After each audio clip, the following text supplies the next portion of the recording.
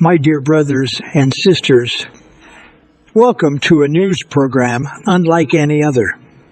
Here we illuminate truth, dispel confusion, and focus on what matters most in these latter days. So, whether you are tuning in from the heart of Utah or joining us from around the world, your favorite news program starts now, where news meets insight and the stories of our faith unfold. Good evening, everyone. Welcome once again to the Mormon Newscast. It is Monday, March 3rd, 2025. I'm Radio Free Mormon. I'll be anchoring tonight's episode. I'm joined in the studio by Rebecca Biblioteca and Bill Reel. Good evening, both of you. Hello to you, too. Hey, we're here for the newscast, and I know that we're going to get to the news here in a second, but there may be a special announcement that Rebecca is going to be making regarding this past weekend. It's true. I'll flip the slide here. Actually, let's see. Let me do that first. And then do you want to read the titles? Is that better? Oh, absolutely. I'm going to read those titles. That will be better. I'm just going to take over because it's not my week, but I'm just going to do it. That's how I roll. So, no, I just wanted to let everybody know we had Thrive, the post-Mormon, Nuanced Mormon conference that happens every year in February. It's a really big event. In fact, so big this year, it was just this last week that people couldn't get tickets. Like they were texting online, begging, does anyone have tickets? There was some black market stuff going on.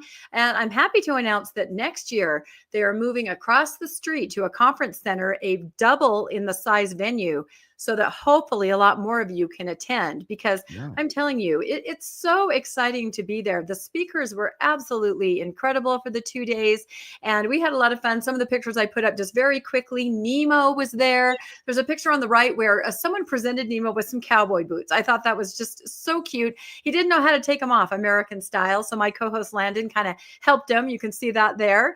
I got to meet Bill Reel I've met him before, but we got to have breakfast with a group at Cracker Barrel, and I think we had lunch, and then I stopped in for breakfast. Anyway, just a really good time. You can see that slide of John DeLynn giving the State of the Union, which is always very interesting. Nemo, talking about Nemo no more. Anyway, and I'd like to say thank you to all of you that came up and introduced yourself and talked to me, and I think probably to Bill too. And a lot of you, while you said you liked our individual endeavors that we do, a lot of you said that you love the newscast. And I just love that a collaboration like this, people really seem to enjoy it. We really got a lot of comments on how much people appreciate the newscast, and that warms our hearts, doesn't it? I love it. So anyway, thank you everybody that came up and said hello and put it on your calendar. It's actually going to be a week earlier, so I think that makes it the 20th-ish of February next year, and it's going to be a much bigger venue, and tickets go on sale middle of the year. So pay attention and hope to see everybody there. Thank you so much for that update, Rebecca. That was excellent. Did you want to add anything to that, Bill? Just that I went and listened to Britt Hartley's talk. It was phenomenal. Listened to Nemo lay out the excommunication process in terms of what letters he was sending back and forth and what the correspondence looked like. Phenomenal presentation. I think Thrive is a great community for folks, and grateful that folks got a chance to enjoy that. There were a lot of folks who came from not only like northern Utah or cities away, but across the country to attend. And there were probably more than half the people I spoke to, the ones that came up to talk to me, more than half of them were from outside of Utah. So I thought that was quite impressive. And Thrive, I think, is always a good time. That's awesome. Well, great. Thank you both for that. Going to the top stories for tonight's show. Elder Bednar claims the LDS Church not exorbitantly wealthy. And Bill Reel will be justifying that headline later on in the show. Elder Bednar claims LDS Church not exorbitantly wealthy. Remember that. Fairview mayor wants to meet with a Q15. PEW Research addresses religious shift and proselytizing mishap, otherwise known as a missionary boner. Okay, so let's go on to, hey, look it up.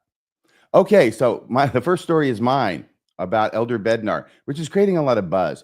So what happened is that last week, about 4 days ago now, on February 27th, 2025, the church released a statement and a video defending its use of financial resources. Of course, those had been much in the news for a variety of reasons, including the lawsuit that just got dismissed in the Ninth Circuit, the one that was brought by James Huntsman against the LDS Church.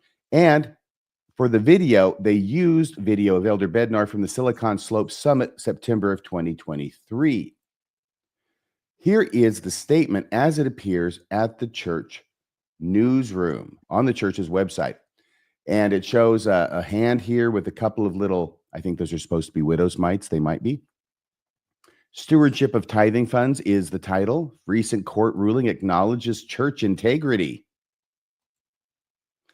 And here we get to the actual article itself.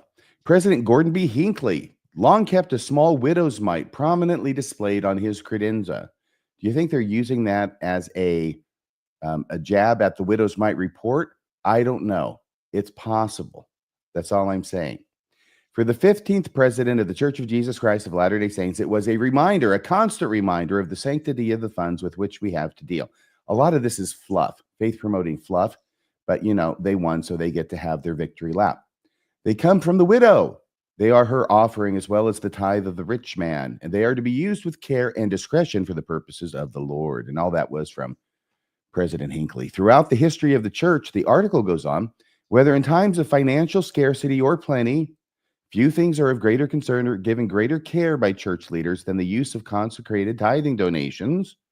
How the Church of Jesus Christ or any faith administers its tithes and offerings is an important part of the freedoms afforded to religions as part of their sacred responsibilities. And they feel safe saying that because that's basically what the Ninth Circuit said.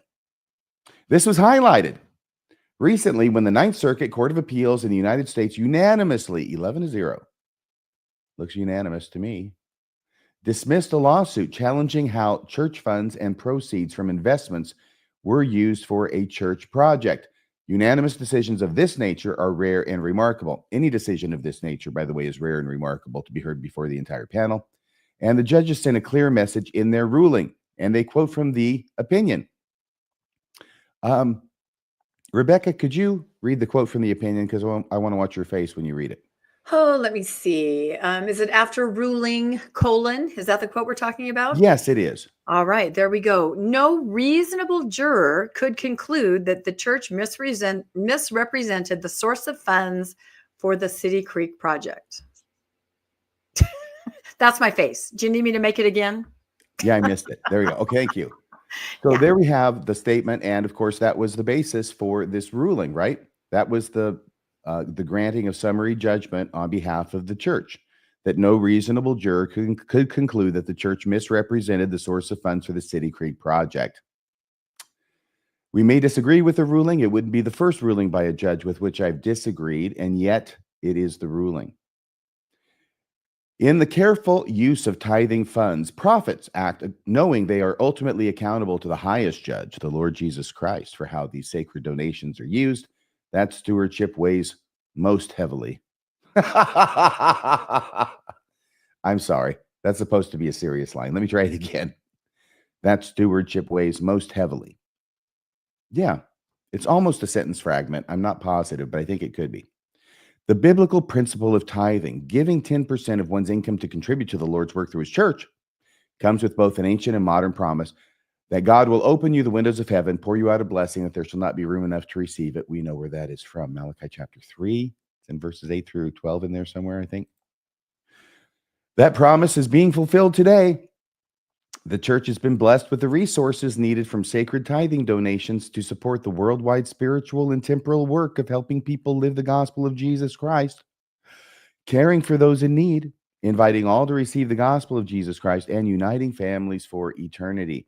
And here's the last part, okay? Why stewards of these funds, or why stewardship of these funds, and deeper understanding of how they are cared for by the church and protected by law will ensure that the Lord's great work continues to bless millions of people throughout the world. The part that I thought that was strange about this last sentence, by the way, I understand the church gets to send out a press release. They won. They're entitled, right? I mean, I've been involved in several criminal cases of some public interest where The other side has sent out press releases on me when they won, and I've sent out press releases on them when I've won. So this is how it's played. And I understand this part. This part makes complete sense to me. The part that doesn't make sense to me is when they say, why stewardship of these funds and deeper understanding of how they are cared for? How the hell are we supposed to come to a deeper understanding of how they're cared for when you won't tell us? That's my question. So I think that kind of rang a false note in this sea of smarminess. But right there, it raises the question, how do we come to this deeper understanding when you won't tell us exactly what you're doing or even how much you have? So there is the statement. I'm going to go to this part here. At the very bottom of the statement on the church newsroom, you can see that last paragraph is what I just read. They have a video, which is, I believe it's a new video. I know it uses recycled video of Elder Bednar from the Silicon Slope Summit from September of 2023. But the video itself, I believe, is new and is also supposed to be a ringing endorsement for the church and its integrity in its care for and use of tithing funds. Before we get to that video, which will play in pieces and make comments as we go, do you two have any comments about the statement, the written statement by the church that I just got done reading? I think the timing of the release of it is interesting. I know we were talking about it a little bit before the broadcast, and you weren't so sure, but John DeLynn was interviewing Huntsman, right, about the whole experience. He can now talk about it, disclose a lot of things. It came out literally just, I want to say like half an hour before, because I saw it. I'm like, oh my gosh, I texted it really quick over there to Julia, to John, just in case they hadn't picked up on it. Because I thought that's kind of interesting timing, to put it out right before there's going to be this 4-hour interview with about the Huntsman case. And I still think, despite the ruling, which we're all shaking our head out and kind of making faces, it moved the needle. It was in the news for a lengthy period of time. There was discovery. People did ask questions. We all did, copious amounts of podcasting on it. And I think we got a lot of information out there. And so even though the ruling didn't go the way that we wanted, the fact that he was so tenacious and just continued to just drive it forward, just so that the information remained in the public eye, he's a hero despite how the case turned out. Very nice. Bill? Yeah, the only thing I'll say is the church's response up to this point, again, we'll play the video in a moment. The church's response is like in a fight or something, when both guys get some shots in and both guys have some sort of point to be made. But the fight ends, or the argument ends with somebody getting sort of the last word or the last punch, for that matter. And then the side that won sort of brags about how it was so crystal clear that they were going to win the whole time.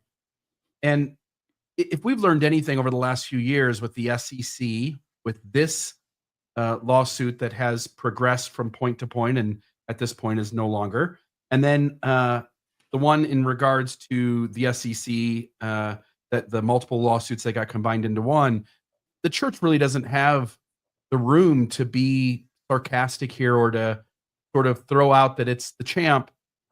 It really has operated in very unethical ways. It's gotten in trouble for that. And one thing I made a comment to Nemo over breakfast the other day was that the letter about the SEC event that the church released, in 2 places it says the matter is closed. We consider the matter closed. And I'll just note that those who abuse and those who are the perpetrators aren't the ones who get to decide when the matter's closed. But that's the sort of attitude the church takes, is that it's the one in the wrong. It's the one that's not transparent. It's the one that's hoarding wealth, which we'll get into. It's the one that is saving all this money and barely spending any of it. And then it makes everyone else out to be the bad guy and pretends like it's the cleanest thing in the room when it is the one that's misbehaving. Mm. Very good. Yeah, I was writing that thought down when you said it. Well said. I mean, yeah, they're going to take a victory lap here, but in the context, right, the historical context of having their pants pulled down and paraded before the public in the SEC order from February of 2023, which is just 2 years ago, right? Just over 2 years ago now.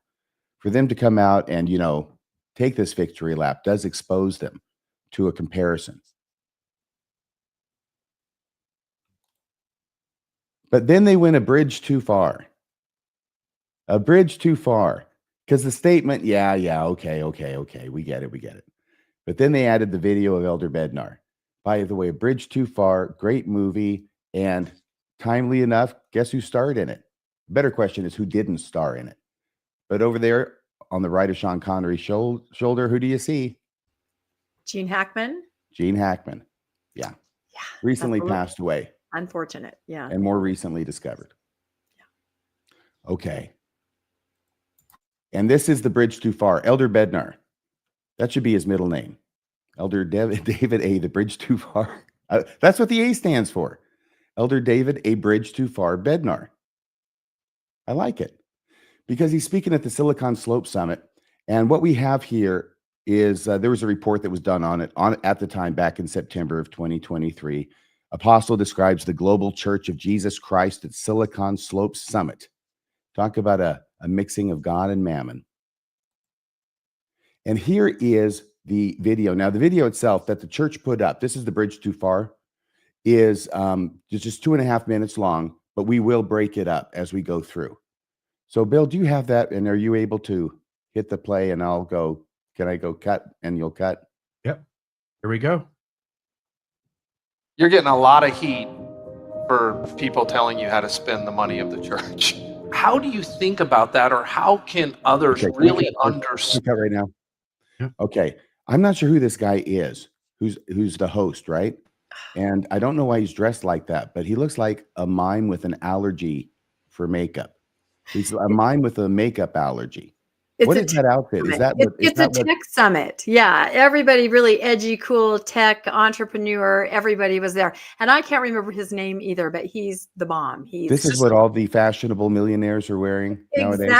Exactly. And I know people that went to it. I got footage from it. You know, when I knew Elder Bednar was going to speak, to see if he'd say something interesting. But let me just say for everyone to make it clear, there was no music playing during the summit. It was just a conversation back and forth. So that emotion elevating music that's going to affect all of us, that was added later. Very good. And once again, this is produced by the church. This is a part of the montage.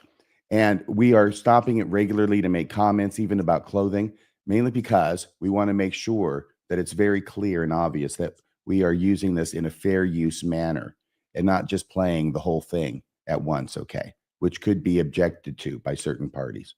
So is this a tech summit? Yeah, is this a tech summit of Mormons, or is this a tech summit that's just a world sort of technology conference? It's a world sort of technology conference, and Elder Bednar got to show up, which was unusual, everybody thought. And it is Ryan Smith. I'm sorry, I couldn't even remember that. He owns the Jazz. Like I said, he's everything here. Ryan. And it was entrepreneurs and tech companies, Silicon Slopes in the Lehigh area and Draper of Utah. I mean, it rivals anywhere else. It's pretty important. And so everybody was really surprised. Why is an apostle speaking here? Because it is not LDS. It's very much commercial business. I guess maybe that explains why he's speaking there. I know, it's like when the apostles in the endowment reveal themselves and their true identity as apostles of the Lord Jesus Christ. And here comes Elder Bednar revealing himself as one of the board of directors of like the richest company in America. Yeah. Bill, did you have something to say? Scale of this. Let me address two things. We have 4 overarching responsibilities. The mission of the church is to help people learn about and live the teachings of Jesus Christ, to share that message with the world, to strengthen and unite families, and to care for the poor and the needy. Now, we do this all over the world. Thank you very much. Okay. So, of course, he's not going to answer the question. And the question is not really put to him very, very strongly at all by this individual. In fact, he frames it. Ryan Smith, was it? Bill, is Ryan a donator to the show? I don't know that. I doubt it. Okay. Why don't you donate to the show, Ryan? That's what I want to know. So the question is this about poor Ryan. He's given him a softball, because he's framing the question initially as to Elder Bednar about people out there who want to try and tell you how to spend your money, right? That's the biggest softball in the world. How easy is that to respond to? Why should people be telling me how to spend my money? Now, he goes off, of course, to talk about the fourfold mission of the church, and it's globally, and this is where all this money is going. But if you'll play a little bit more, you will see and we'll explain in detail afterward what it is that he's saying and how it is that he's trying to, I think, give a false impression about the church's finances by what he's saying. So in terms of scope, that's the answer. The people who want to tell us how to spend the money, I would just emphasize one undergirding principle. The assets of the church are primarily income consuming. They are not income producing. Got it. Okay. Did you hear that? This, I think, is the soundbite that has the most buzz going on because it's the most flagrant misrepresentation, I think, almost imaginable. But when Elder Bednar says that the assets of the church are primarily income consuming and not income producing, and the whole music and the whole orchestration did the swell and then the breakaway and the silence when he said that to emphasize it with dramatic music. What are your thoughts about what he said and the way it was presented? I just can't believe he has the nerve to say that out loud. And the only thing I can think of that he's only referring to the religious arm of the organization because it is a corporation sold with a religious arm. And that's how it's framed in all of its, documentation. So if he's referring to the religious arm, perhaps that might be true, but there's no way that anyone could make that statement knowing about Ensign Peak, knowing about all the stocks, all of that. I also have to laugh because remember how there was only a threefold mission of the church the entire time that all of us were growing up? It was growing up. Yeah, that's what I'm saying. Growing up, even recently, it was proclaim the gospel. It was proclaim the gospel, redeem the dead, and perfect the saints. Only, in the last however long have they added, oh, that's right. We better take care of people. So now it's a fourfold mission. But for a long time, it was only a threefold mission. So I'm just stunned, the wiggle words, because everyone knows that that's not accurate. So now we don't have to play through all of this, but right now they're going to show all the different meeting houses because he's going to talk about the different assets that the church has, the income consuming assets, right, Bill? Yeah. Can I, by the way, Please. Can I jump in and say two of the assets he will not mention is all of the money in an investment account that numbers somewhere in the range of $150 billion that collects interest or income based on those investments going up. And the other asset he doesn't mention is the tithe payers themselves, which are an asset to the church. And I know it's not like a business asset that you mark down on your tax return, but if you're going to count all the things that bring you in money, you sure as hell should count the donors and the investment fund. And then I'll just note here, because you pointed it out at the beginning, the title on the little clips of what we're going to talk about tonight, the title for this one was Church Denies That It's Exorbitantly Wealthy. And all I'll say there is that the church, Elder Bednar seems to be making the argument that $250 billion, while being considered a mass amount of hoarded wealth, he's saying that's not true. We need every penny of this to be able to function. And you're going to see the reason here in a moment for why he lays it out. Once you hear that reason, he's saying every penny of this is necessary. We are not hoarding more than what we're going to need. That is the implication. Yes. Okay, are you ready to play that? Yes, sir, please. 20,000 meeting houses and facilities.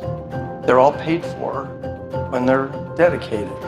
All of the utilities are paid for. They're not on a plate or collecting money in local congregations. That's all done. What is this? It's reflexive, isn't it?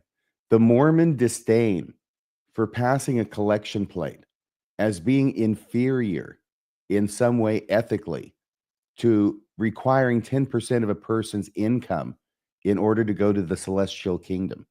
It's reflexive.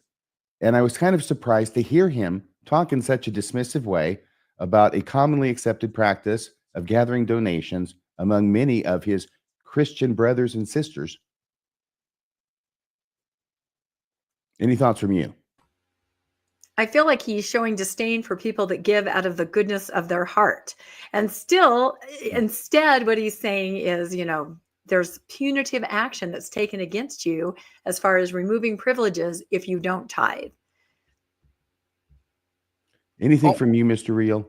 Also, he's making the reference that ward buildings and stake buildings get paid for in cash on day one, and they're not income producing, but that's baloney. I'll say that.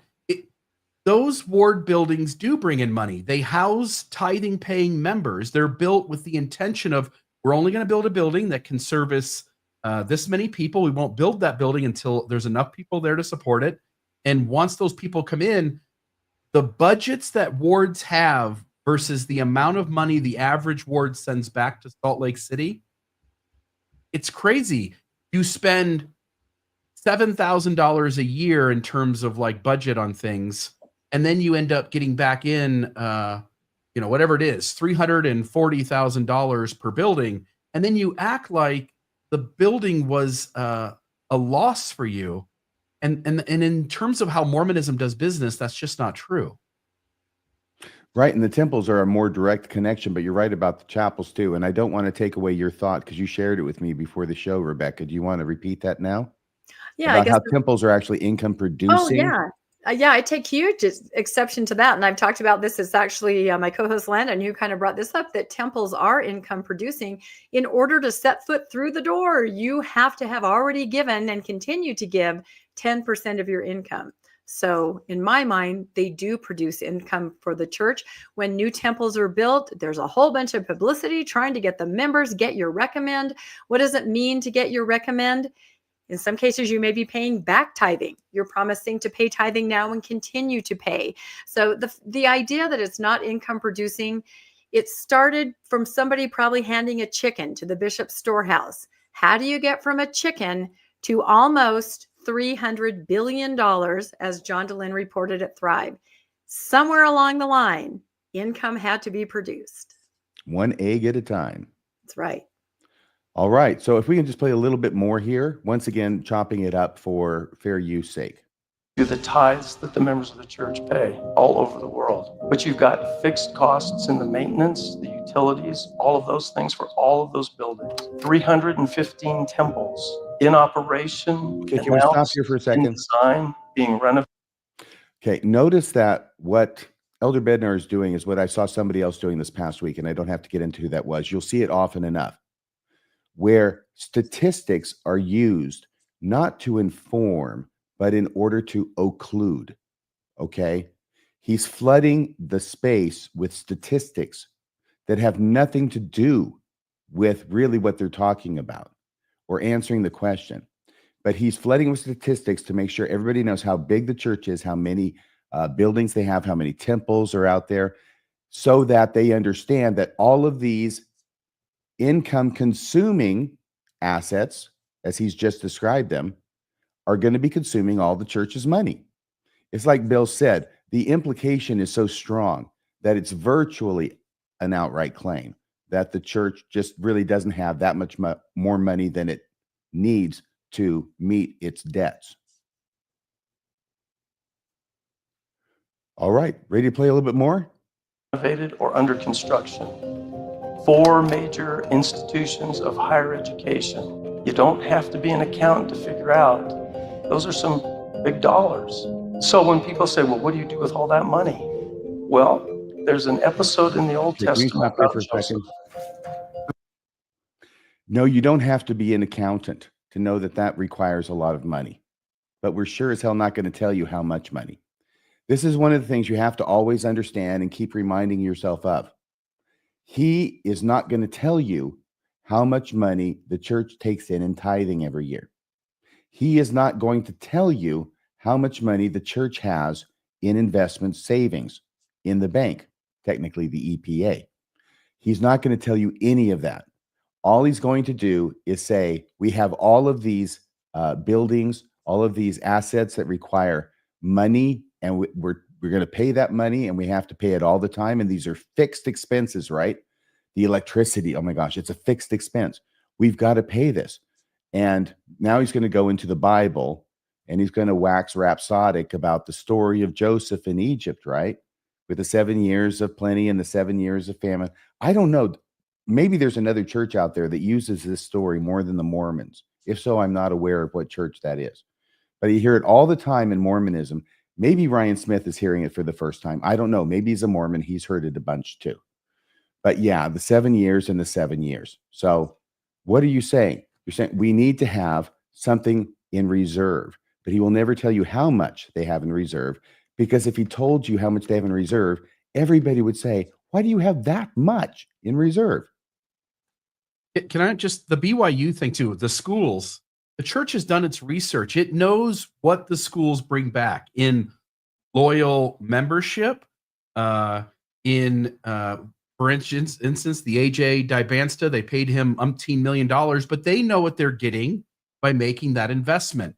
When you invest in a church school, BYU, Idaho, et cetera, you recognize that, yes, you're subsidizing on some level some of the cost of some of the students, but you realize that having kids go to BYU ends up with a certain kind of Mormon when they're all done, and they end up being better tithe payers, more faithful and loyal for the rest of their life. It also allows you to control the training of critical thinking skills and which way you do it when the kids show up at your own school. It's not, he's making it sound like we just do this kind thing of building a school and everybody comes for free and we get nothing out of it. That's just not true. Right. Well, and I think we're forgetting about Canadian tithing. Do we all remember this? The Canadian tithing scandal? That's why I laugh when they said you don't have to be an accountant, because I don't know if everyone knows that story, but it was a faithful Canadian accountant who was looking into corporations and how they do charitable giving. And he was so proud of his religion that he thought he would look them up, just on a day, just on a whim. It took him 2 seconds to recognize what was happening as far as funneling tithing money from saints in Canada to institutions like BYU. It was a way of laundering it out of the country, because there are strict laws that these charitable giving has to stay in the country and benefit the people there, and this is a faithful LDS member who was just trying to be proud of his church and discovered it. So on the surface, what Elder Bednar is saying, there's a lot of wiggle words that he's using, and it's not as it appears. Two things. First off, I think that to the extent that Bill was talking about BYU paying that money to the new basketball players, Dibansta, is that his name? AJ Dibansta, yeah. Yeah. I think that they would want to differ and say, no, BYU didn't do that, but there were other, supporters of the school to the side and not doing it. Yeah, by there's BYU. there's no communication from one side to the other either. Exactly. Thank you. Yeah. Thank you for making that clear. And then you were saying something else that you were talking about there, Rebecca, a second ago that I was going to correct you on. But Oh, of course. Yes, please correct. what were you talking about? We were talking about Nigel Kenneth, the Canadian tithing whistleblower. Oh, right. And the only thing I was going going to say about that is I think that there was not a law in Canada that was being violated, but it was something that they were upset about and thinking about now passing a law. It was like an understanding that that's the way it should be, but not actually a law being violated by it, right? Right. I think Australia and Canada came out about the same time. Yeah. And, I kind of figured out who the whistleblower was and talked to him. But yeah, everyone assumed when they paid their tithes, it would be for the Canadian saints right there in their area. And instead it was and what's really funny is in order to be able to support BYU with Canadian money, they had to make sure there were Canadian students there at BYU. And the ratio was really low. It's a very interesting thing to look into. Very good. Thank you so much. Okay, so playing on a little bit more with this video, the video that will never end. Well, there's an episode in the Old Testament about Joseph interpreted a dream for the Pharaoh that there were 7 years of plenty and 7 years of famine. And in the years of plenty, you better prepare for the years of famine. So people want to speculate about the size of the reserve and all that kind of stuff. Okay, can you stop $1 billion there? assisting poor needy people all over. What's that? What do you mean people want to speculate about it? Why do they want to speculate about it, Elder Bednar? Why is this guy letting him get away with murder up there? Why don't you just tell us? People only speculate in the absence of knowledge. You're the one who has the knowledge. And now he's going to look down and chastise gently those who speculate about how much money the church has. People want to speculate about how much money the church has. Well, that's because you won't tell us. And the very fact that you won't tell us makes us think that you've got a lot more than you want us to think you do. And now the widow's mite has shown that you really do have a lot more than you want us to think that you do. And that's the whole SEC fiasco, trying to hide it from the government, trying to hide it from the members. And he continues here in a summit at Silicon Slopes, where he's going to be interviewed and he's not going to be pushed on this issue. I know it's glad handing and it's probably not, point counterpoint or something like that, but still, it would be nice for someone who has the ability to ask him a question, to ask him a real question. And by the way, it's obvious that when he's asked the question, he has this answer ready to go. This is not a simple answer that somebody just winging it would get. He was asked a question. He had time to prep. People behind the scenes orchestrated a beautifully well articulated answer. And then, like you pointed out, Rebecca, and then he's still not good enough. We got to add music to it. We got to fool people emotionally. So anyway. By the way, that line that has everybody upset, and that we'll be talking about a little bit more here in a second, after this video's over, that was scripted. Most of this is scripted. Maybe the questions were scripted. I'm not saying they were, but these answers are obviously scripted. He came very prepared. And that line about primarily the assets of the church are income consuming instead of income producing, right? Total script. That wasn't said offhand or off the cuff. He meant to say it that way. And he meant to say it that way to give it the implication that is not true. Yeah. Also, too, the 7 years of plenty and 7 years of famine, you can literally use that forever if you want to.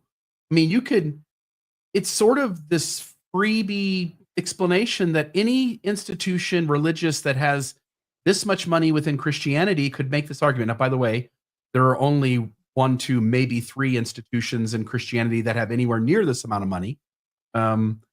But you could use this $293 billion in the market. The church could cash all of that out right now, put it into bank CDs earning 5%, 4%, whatever they're getting at the moment. If you're not getting 4%, folks, you probably look around.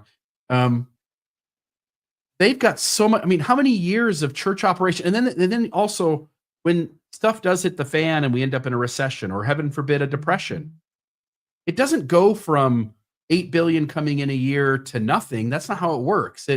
Maybe it gets cut to 2/3. Maybe they only bring 2/3 in that they were bringing in before. Maybe it's only half, but never does it go to zero. And if things get so bad that it goes to zero, you probably can't get that money out of the stock market anyway. So this is a pretend game where you create an excuse that would work for anything.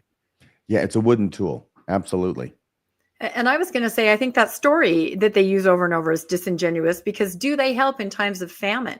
I mean, I think about my lifetime alone. We've had several different economic, huge crises, that I've had to live through as an adult, as most of us had, 9/11, the mortgage crisis, COVID, you just get hit over and over. And it seems like each time, wards have said, we will not pay mortgages. We will not. I know people help. People always help. But institutionally, it seems like, are they really helping in times of famine? We've had those times in the last several decades, and I'm not sure that I've seen it. The way people think there would be help. I really think some people think that when the chips are down, they're just going to hand you all your tithing money back and say, here, good and faithful servant, we've saved this for you. No, I really think some people think that, and that's not going to happen. If anyone's ever had to go ask for assistance from the church or any kind of help, it's a roulette. It's a roulette situation. I know of people that did get assistance. I know of people that were turned away. So you might want to rethink that times of famine and what that means for you. I'm thinking some of your thoughts tonight too, Rebecca, as well as Bill's, because COVID, we have to say this, and we have to put this in historical context. We just went through a world pandemic called COVID just a few years ago. It was vast. It was ginormous. Everybody's watching this probably lived through it, so you know what I'm talking about. It's that recent. And yet, how much did the church dip into the EPA account to help out with COVID? Answer, to my understanding, zero. None. That doesn't mean they didn't make any kind of contributions, but we'll go over what that means exactly here in a second so that I can try and present to you the reality of the situation so you can understand how badly Elder Bednar is seeking to mislead. And the church, through his video and this video they produced, are seeking to mislead the membership. Just a note, too, having served as a bishop, helping people who came in for need, whenever I would go to meet with the stake president, he was constantly hearing from above him, like, make your bishop, get your bishops to reduce on some level. Like, don't, maybe we do it for a little while. Maybe we really push for people to do these extra services, the extra things that sort of gets them to feel shame and back away from needing church help. And so even the good leaders, you mentioned leader roulette, even the good leaders at the bishop or stake presidency level who are willing and wanting to, who recognize like the church has got plenty of money and this is the poor person in my stake, we need to be helping them. Constantly at the area 70 and above is the pressure to rein that in. It is, as a bishop or stake president, you constantly feel that the people above you want you to do less welfare for the saints in your ward and stake who are having a hard time. Yeah, it's a losing proposition. And on Mormonish, we did an episode with a faithful ward executive secretary and clerk and financial planner. And he explained, think about this. You're told if you pay your tithing, you're going to be blessed. You're going to be cared for. The church's mission, as Bill just said, is to get you self-reliant as soon as possible, meaning we are not going to help you long-term. There is nothing set up in the church to help you long-term. And that sort of juxtaposition leads to people continuing to pay their tithing, which puts them in this downward spiral of, financial problems and debt, relying on the church. The church is not set up for long-term help at all. And I'm even looking in the comments, sometimes no help to small families, to children. They're not set up to do that, although they put a face on as if they are, but that's not usually the truth. People help. I will say that again. Ward members are generous. Ward members help. Ward members take up collections. Ward members care for each other. But institutionally, it is not set up to do that. You want to play a little bit more, Bill? By the way, excellent comments, both of you. And thank you for your insights about your guest, Rebecca, and about your time as a bishop, Bill. About the size of the reserve and all that kind of stuff. $1 billion assisting poor and needy people all over the world annually. $1 billion for education. And it's necessary to maintain the mission of this church. We did it again. Which is to bless the lives of individuals and families. So you feel good there? about. Okay, thank you so much. Yeah, there's $1 billion for education, basically. Yeah, a year. All of this comes out of the tithing, the new tithing that's coming in. I'll show that here in just a second. But this is what you need to know to understand what it is he really means. That's why they don't have to dip into the EPA, which has been growing radically in the last several years. Like you said, it's up to, I think it's 186 billion, 193. It's hard to keep track of actually because it's growing almost as fast as the national debt. But that's what he's talking about, okay? So they get $7 billion a year. $1 billion goes to, they can pay their bills out of what they get in new tithing every year. What's left over goes into the big fat account and it just keeps growing and growing, tax-free, low overhead, and it's just absolutely amazing. Okay, so if you have any comments about that, please voice them or you can continue to play. Where you're at, you feel like it's prudent and wise, and I think it would be imprudent and unwise not to have a reserve. Okay, yeah, that's a real hardball question. So you think it would be prudent and wise to do that? Is that right, Elder Bednar? Yeah, this guy's got a future in journalism. He probably doesn't need it. He's got a past in whatever it is he's made, a millionaire, whatever technology. So good for him. Good for him. But it's just like, come on, really? This is nothing but glad handing. Well, I would ask this question to Elder Bednar. How do you feel about most LDS members not being able to have a personal reserve because they're paying tithing? Yeah, Most because of you, by the way. Don't because have of a you, great Elder personal Bednar. reserve because they've done that their entire lives. Mm-hmm. And I know that you know a lot of people like that. Mm-hmm. I do. I know somebody like that. Yep. I'm one of those people like that. My Well, parents I can't certainly were. retire because of Elder Bednar. Yeah. Of course, he'll say, I can't retire either. There's no such thing as retiring anymore. No, my parents paid into all the funds, and I'm guessing some of our viewers can relate to that. They not only paid tithing, they paid into all the funds, and they also doubled. They paid whatever they paid in tithing to fast offering. So when and they were wonderful, charitable people, thinking that they were doing the right thing and the money was going to help people. But when I think about it, that's 30% of your income for life, your working life. Mhm. That's quite a bit, And of course, they passed away thinking that all the money went for good. They had no idea about the fund or anything like that. I do, and I have some very God strong bless them. feelings about that. Yeah. But they really thought they were doing the right thing. What I would say to Elder Bednar, if I were sitting in that seat across from him, I would say, Elder Bednar, I have the faith not to pay tithing. See if he wants to argue with that proposition. That could be fun. Okay, so let's go on. And that's basically it. That's the clip, right? Yep. So things to know, and we've kind of talked about these already, so this will go by really quick. Elder Bednar is talking about two different things, so he doesn't take pains to be clear. The first thing is the annual income of the church through tithes, which is around 7 billion. It may be up to 8 by now, but we'll just say 7 billion. We'll be conservative. The second thing is the Ensign Peak investment account, which has around 293 billion. Is that 293 or 193? No, 293 total. 293 billion. Okay. So those are the two things he's talking about, but he doesn't make clear which he's talking about when. So you got one thing, 7 billion, that's annual tithing, new funds coming in. And over there on the right is the $293 billion EPA investment account. You can see the difference. So the 7 billion annual tithing, this pays for all church expenses, schools, churches, and when I say schools, colleges, churches, temples, the works. Then what is left over after paying expenses goes where? Because they have more than they need for expenses. That extra money goes into the EPA, but money never comes out. Money goes into the EPA. But so far, as far as we know, money's never come out with the two exceptions known of the City Creek Mall and Beneficial Life bailout. So that's David A. Bednar and his quote, which I tried to get word for word, and I think I did, when he said the assets of the church are primarily income consuming, not income producing. David A. Bednar, 4 Pinocchios on that one. And what I did was I went to the widow's mite, and we'll get to that here in a second. But first, Elder Bednar is not saying how much the church makes every year in tithing. He could. He knows. He's never going to say it. And Elder Bednar is not saying how much the church has in reserves. I think he knows. Maybe he doesn't. But widow's mite has a pretty good idea. Why not? If Elder Bednar revealed this information, he wouldn't be able to get away with playing these word games. So it starts to look intentional.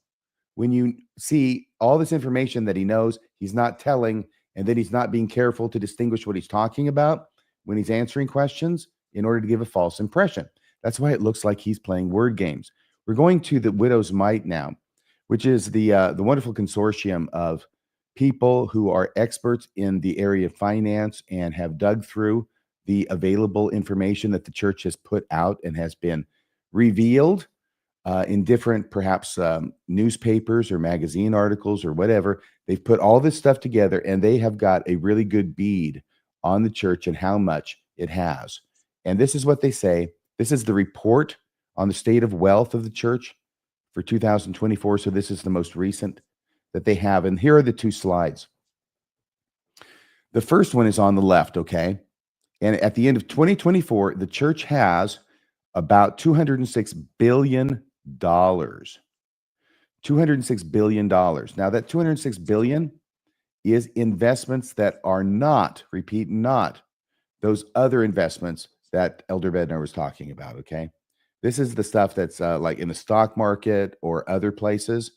But on the right, you can see still under 2024, you see the same color green there, and it shows that same $206 billion, okay? Then on top of that, you have the operating assets, right? Which are the ecclesiastical buildings, the welfare farms, the BYU system, all 4 colleges, okay? Those are all of those assets. And those assets total 87 billion by themselves, about 87 billion. Put together, you come to the grand total of $293 billion. I think it might be over 300 actually by now, but this is what's in the Widow's Mite report.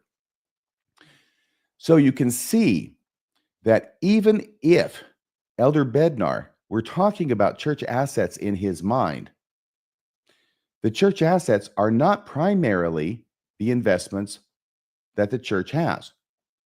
In fact, the church has about twice as many non-church related assets as it does church assets or church related assets. 87 billion for the operating assets versus the 208, but it's more than twice as much.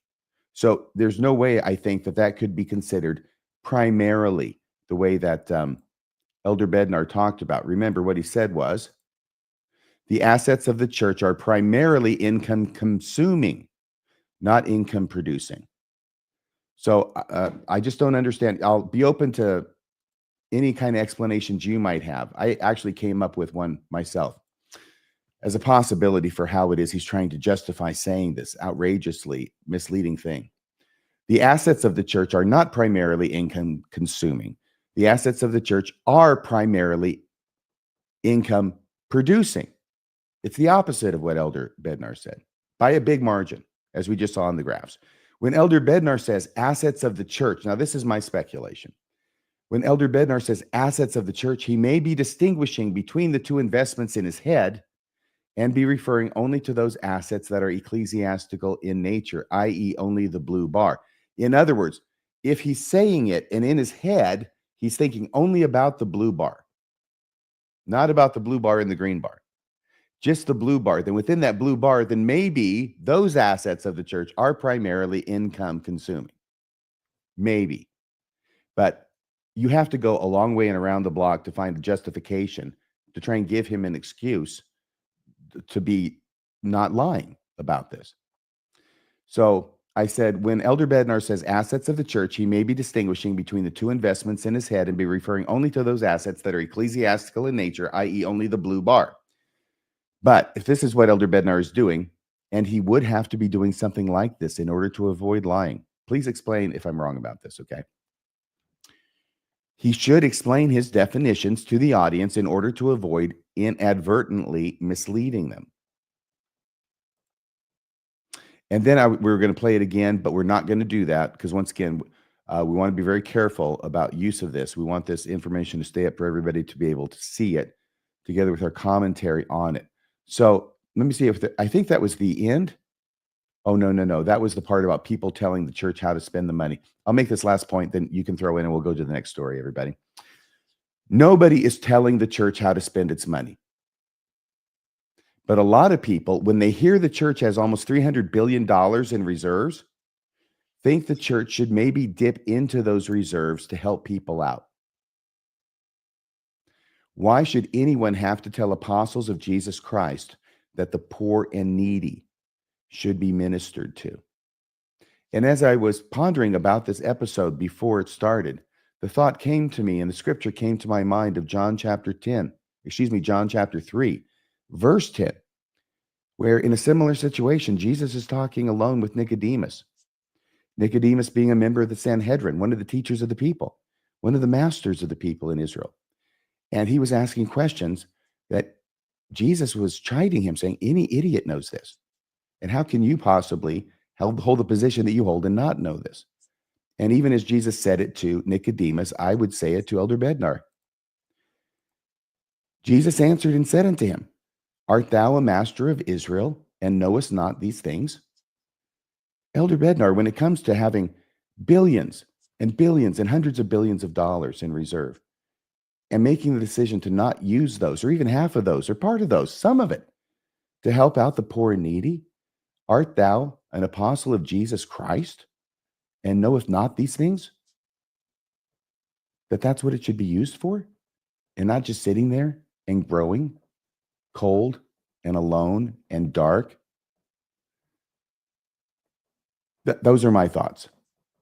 Rebecca, Bill.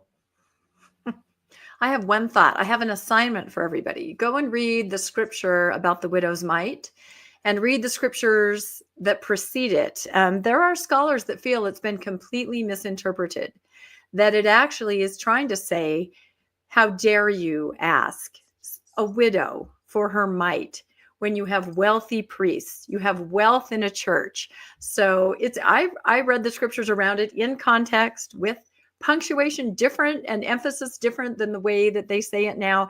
And I can see this. It's possible that we've gotten it wrong the entire time. The story of the widow's mite may be shame on you. You need to care for the widow and not ask the widow for her last mite. So go read it, everybody. Tell me what you think. Okay. Thank you. I forget what the TV evangelist's name is, but he gets confronted by an interviewer who's asking how he could purchase a private jet for himself. And I mean, he's the way he responds to it is he just wants to deflect and not really address it. And he sort of says that he doesn't want to sit in first. He doesn't want to sit in on a public transportation on a plane because everyone's possessed by demons. And I can't remember what the answer is that he gives Cole, but it's sort of like, how dare you ask me these questions? And I'm just telling you, Mormon leaders are wealthy. Not only do they have whatever the stipend is, but they have all of their expenses, healthcare, car, housing, all of that's paid for. So whatever the stipend is just put it right into the savings. Put it right into the savings or invest it elsewhere. These are not poor men. These are wealthy men. And why do believers think these guys are any different than the TV evangelist who's grifting you? Because that's what these guys are doing. Now, I'll just say, go ahead, RFM. Kenneth Copeland. Kenneth Copeland was the guy. I looked it up. I could not remember it. I could see his face. Yeah. By the way, I think everyone should watch that because, no offense, but Bednar has a little bit of that sort of snarkiness to him at times. I'll say this.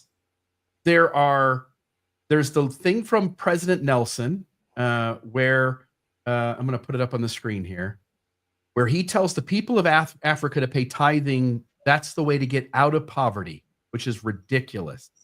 Okay, we've got Elder Anderson saying we're not a wealthy people. We want to help. As a church, we want to help, but we're not a wealthy people. Yes, President Monson back in 2018. I answered that the church is not wealthy, but that we follow. And then he goes on to continue the quote. These guys are filthy rich. They've got tons of money. And then when I look at that Nelson quote, notice this was in 2012. Mm-hmm. And they were estimating the church had 40 billion then. Mm-hmm. They were way low. And now 293 billion. At what point do these leaders tell the people that they are wealthy beyond those members understanding that paying tithing won't get you out of poverty? In fact, it'll put you further into poverty. And at the very least, start admitting you're at least a wealthy church, because that one, I don't think there's any way out of it. I think that I've got it all wrong, and that Malachi is actually saying that if you pay a faithful tithing, then God will open the windows of heaven upon the church and pour the church out a blessing so great that there shall not be room to receive it. I think you have to move some commas around to understand it correctly, Rebecca. It's always important to move the commas. I do it all the time. So that's that story. What is the next story that's up? Is this yours, Rebecca? I think it is. It might be mine, and it's completely related to your story, I feel. Absolutely, because we're going to be talking about temple building, which, as I said, in my opinion, temples are completely income producing assets for the church, I think. So there was just 2 days ago, this is kind of breaking news, actually, 3 days ago, an article in the Dallas Morning News. They do a really good job reporting on Fairview, and the title of the article was Fairview Mayor Pleads with Church of Jesus Christ of Latter-day Saints to Avoid a Lawsuit. The mayor said he'd go to Utah if it means he can meet with church leaders about the height of the proposed McKinney, Texas temple. Now, why should someone involved in a very important negotiation have to go somewhere to talk to somebody that is a decision maker? This has been the problem the whole time, and I think this happens in almost every other city that we've dealt with. The lawyers are the ones on the ground interacting with the elected city officials, town officials, and nobody else. An area rep may make a statement or talk to them. A stake president may talk to them. But like Mayor Henry Lesnar of Fairview, he's like, well, I want to talk to somebody who can make a decision. I want to run it up the chain. Why won't someone like that come to my town, look me in the eye, shake my hand, and we talk this through? Of course, we all know the answer, right? In fact, I always laugh in all the different towns. They say, well, maybe we can write a letter. Is there an address we could write to Salt Lake? We're like, no, not even a faithful member can write a letter. If you do, it trickles back down to your local leader so they can deal with you, right? So this was very interesting, this article. Here is a picture of the first proposed McKinney, Texas temple, 173 feet, 44,000 square feet footprint there, compromise, a mediation, much smaller, 120, but still doesn't meet the zoning codes. And now the town is being threatened by a lawsuit, which is why that title says he'd like to talk to somebody. Maybe if they talk, they can avoid this. If they can each explain to each other, what's going on, because there's a lot of misinformation out there, especially among the faithful LDS. So the mayor put out this statement, and this statement was quoted in the Dallas Morning News, but I happened to get the statement hot off the presses right when he gave it. And I'm just going to read this because this is almost a statement that anybody in any of these towns could have made. They've all expressed these kind of sentiments to all of us that watch, the temple building. So the mayor says, as you might have read about a month ago in the media, the local attorneys representing the LDS Church have again threatened to sue the town of Fairview. Insert any town's name there, right? This just happens to be Fairview. And take this temple building back to the original 65-foot building height. That's the walls, with a spire on top reaching up to 174-foot height. The agreement that was made between the town and the church in November 2024 was for the LDS folks to bring the mediated smaller building design plans with a 35-foot building height and a tower going up to 120 feet through our planning department in mid-January. And we've talked about this, the democratic process of taking it to planning and zoning and taking it to the town council. This mediated plan was preliminary and unanimously determined to be acceptable to our council. He's explaining again what happened. The new plan should have gone before our Planning and Zoning Commission in February and on to the council in March. Instead, the church has not submitted the new plan, but instead chose to again threaten the town with a lawsuit. The town is working to get this process back on track, which is what they want to do. And again, the mayor said, we may have agreed in mediation, but we can't control our citizens' opinion, what a planning and zoning board might vote for. They don't have that kind of control like the church. You can just say, do this, think this way, and the members fall in line. He goes on to say, one thing that I am asking for is to have a meeting with someone from the LDS Church in Salt Lake who is a decision maker. Like you would think in any negotiation, right? If Walmart comes to your town and wants to build, they're probably going to send somebody pretty important to talk to your citizens, talk to your town council, talk to your mayor. And that's respectful to do that. That shows how you value the process, you value the town. And if the temple truly is the most important building, as they keep saying, why are they not sending a most important person to try to talk to everybody? That's my thought there. Let's see, who wants to talk to someone who is a decision maker. As the highest elected official in Fairview, I have never met with any decision maker from the church. I have only met and talked with LDS attorneys. And it's interesting because the church keeps putting out in all their statements, they won't meet with our attorneys. Our attorneys have asked to meet one-on-one. They keep turning down a meeting with our attorneys. And the mayor is saying, we've talked to your attorneys. No offense, RFM. We would like to talk to some of the decision makers that are higher up in this important process. If they will not come to Fairview, says the mayor, I am happy to go to Salt Lake City for a meeting. He's happy to go to the source. If they're not going to come to him, he will go to them. I am not aware of anyone in the LDS decision-making hierarchy in Salt Lake City ever coming to Fairview to talk with any of our community leaders. And he's not wrong. No one has come. The area rep is there representing. The stake president weighs in. The attorneys talk, but there has not been anyone else who would be considered a decision maker that has addressed any of the elected officials or the town, anybody in Fairview. All right, let's continue reading. It has been almost a year since the LDS Church surprised our community with their plan to build a gigantic building on the residential side of our town. It is time that the LDS decision makers learn about our town. And that actually is one thing they really want to do. They want to explain Fairview to the church so the church can understand who they are. And that is a legitimate request, I think. We want to explain, they learn about our town, why we think it's special, why thousands of our residents are so passionate about wanting the LDS Church to follow our zoning laws, and the efforts made over the years to protect our environment and the character of our town. So he's just asking for a chance to explain Fairview to the LDS Church and then to arrive at an agreement. His final thought is, I am ready to travel to Salt Lake to meet with someone who is a decision maker in the LDS hierarchy to see if we can come to a common understanding that will avoid a lawsuit. Henry Lesner, Mayor, Town of Fairview, Texas. And I have a little graphic there where Henry Lesner is on an airplane and he says Salt Lake City or bust. So he's willing to do that. Let's look each other in the eye. Let's shake a hand. Let's sit down. Let's talk this over.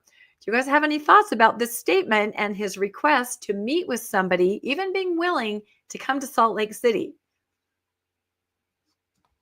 Well, it makes sense he wants to talk to somebody, but you know something? I think it makes more sense and it's politically savvy for him to make this a public statement, because now he's putting out there his version of the way things went down, and that he's never been able to talk to a decision maker and everything about the church. And we had this deal and the church welched on the deal. And sorry to all our Welsh listeners, but they welched on the deal. And now, now we're trying to get it back on track, because here they're going to try and sue us, and I'll go to Salt Lake City. I'm so committed. I think that is a very good move as a public statement. And the fact it's public, I don't know, maybe it'll get the church to move on it. Maybe they'll actually let him talk to somebody. But from their point of view, the mayor of Fairview and the president of the church, or even whoever the heck, who is the ultimate decision maker? It's got to be President Nelson. I don't even know that. I think it's God. I mean, that's what they keep telling all the residents. God chose the site. God chose the design, the height of the steeple. I think it's God. Well, he'll have to travel to Salt Lake to meet with God. He will. Because that's where God lives. That's where he dwells. Yes, in the house of the Lord, which so is I think this is temple. Politically speaking, I think this is a very good move on the mayor's part. The only thing I'm sitting there thinking, if the church takes this to court, let's say they win. Let's say the highest of the courts is just going to fall, come down in the position that it does not matter. It does not matter what point you try to argue. Religions have full ability to do whatever the hell they want, whenever they want. You will bankrupt in part this city, right? They'll spend umpteen, hundreds of thousands of dollars, if not million, $1 million or $2. Yeah. Oh yeah.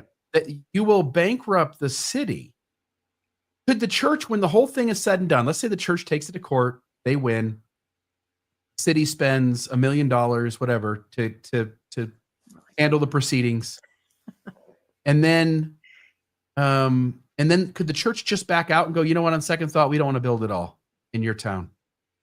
Because what the city services will have, the way the city would have to operate is it would then have to cut cost, and this wouldn't be the kind of city that the church would want to be. And while you guys were talking, I put into AI art, I asked it to show me an LDS temple with tons of homeless people around. If the city was sort of not the greatest place to be anymore, does the church want its temples to be in a place, and how would the rest of the citizens react forever towards the church, towards this temple, if they do this whole act of suing the city, costing the city, whatever it is, millions of dollars, and then the city ends up losing in the end? I think this is not going to be good no matter where it goes. I think that's a great insight. And I think the church has to worry not only about what non-members are saying, but even what members are saying. Is that right, Rebecca? That's it. And that segues right into my next section here. And really, Bill, you do not need to use AI to generate tent cities around a temple. If you go downtown Salt Lake, I was just there last week, that's what's happening. It's such a juxtaposition. It's actually horrifying. So You're right on point here, RFM. What do faithful LDS think? And I've been monitoring this and all the temples, and part of that is looking to see what the faithful think by reading social media, going on temple support sites, things like that. And I have definitely seen a shift as things just kind of drag on. And even in Fairview, I have seen a shift. So I'm just going to read a couple of these because I think it's really interesting. And I keep saying we podcast, it's not post-Mormon. We're also podcasting for faithful members who are collateral damage in all of these processes, because a lot of them are having to do things and act in ways to so-called support the temple that they normally wouldn't. And they're starting to see it, and some vocally voice it. So here's somebody on faithful social media who said, used to be the church would bend over backwards to be a good neighbor. They say that all the time. I want to be a good neighbor, and make sure things were copacetic behind the scenes before presenting formal plans that were almost certainly going to cause contention. It's like the 11th, 12th, and 13th articles of faith are being reinterpreted so we can get our way because of religious freedom and the so-called religious oppression in the United States. I'm active, a regular temple worker of more than a decade, and I really care much more about showing my neighbor love, compassion, and understanding to aid in their conversion and salvation, not in fulfilling some architect's plan that clearly violated existing zoning laws. I mean, how many will turn missionaries away because of this? Is this contention worth one soul missing out on the fullness of the gospel? Great question. This person sees it, right? A missionary in Cody, a missionary in Heber, a missionary in Fairview, a missionary in Lone Mountain. It's going to be a tough road if you open that and read that as your call. Apparently the answer is a lot, because this contention is worth a lot of souls missing out on the fullness of the gospel. Yeah. And so I thought, okay, that's interesting. And then, and this was a thread that had maybe 100 comments, and almost everyone seemed to have just a little nuance to it, or confusion, or maybe like, this has gone on long enough. Here's some other ones. I agree. I'm confident God doesn't care how tall a temple is. He cares about what happens inside, as stated by Elder Bednar and President Nelson. Yes. In other words, the leaders of the church say it doesn't matter how high the temple is, but somehow there's this new doctrine. There's a new doctrine. This is a waste of time. Just lower the height. These are faithful people saying this. Amen. Whatever side of the issue one comes down on, the objective truth is that the church's goodwill has taken a huge hit for no clear upside. Would have been far better to simply propose a more realistic design up front, right? One that fits in with the zoning codes. Indeed, this isn't the Middle Ages. We do not need towering cathedrals as flexes of wealth and power. Wow. I'm telling you, the faithful get it. They really do, because these are our friends and our family. This is a faithful member saying this. Yeah, this is from a very faithful Reddit site. Wow. You could make a temple look like a Soviet apartment building, and it would not change what happens inside. Again, stated by Bednar and President Nelson over and over. It's what is inside that matters. It's like the new Brussels temple. Like Brussels, exactly. Soviet apartment building. If that ever gets built with its rooftop garden. Another person says, I can't upvote this enough. So many people saying this is religious discrimination because we're not provided an exemption. The facts are that another church was granted an exemption and they didn't build it. Talking about that bell tower again. Mm-hmm. The fact that our building is already the tallest, their stake center, just shows that there is no religious discrimination.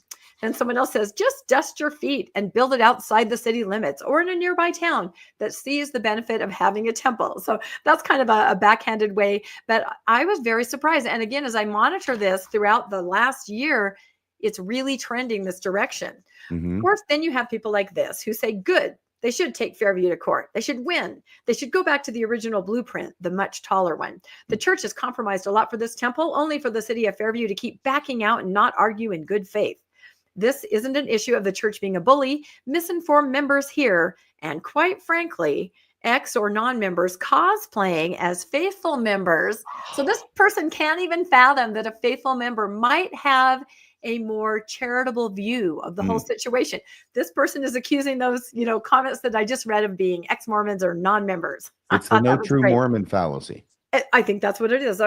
Let's see, would have people believe the church shouldn't just roll on its back and leave. They've done absolutely nothing wrong. This is religious liberty issue that needs to be fought tooth and nail in the courts, and it looks like it will be. The mayor and the city council of Fairview screwed around, were openly hostile and biased. Now they can find out the consequences of their actions. So, that point of view still exists too, but I am extremely encouraged to see the other point of view. So we'll see. The mayor wants to come to Salt Lake and he wants to talk to somebody. And I know that I think is going to be doing interviews with different news sources about this offer to come to Salt Lake. And for all we know, he may just come out here. Who knows? He could tour the newly opened section of Temple Square, and he could sit in the church office building and see if anybody would come down and talk to him. Maybe he could have lunch with Aaron Sherinian. Anything could happen. It's going to be really interesting to watch. Any final thoughts on Fairview before I move on to Lone Mountain? Have you thought about reaching out to him for an interview? You know, the stuff that I do is under wraps and I cannot comment right now. That's so a definite we'll yes. see. I'm so coy about things, aren't I? That's right. Any final thoughts on Fairview, Bill?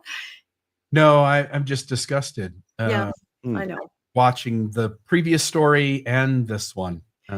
Exactly. When you put it all together like that, that's what I mean. They all kind of flow into each other. And it's just this hot mess of, oh, come on, guys, we can do better.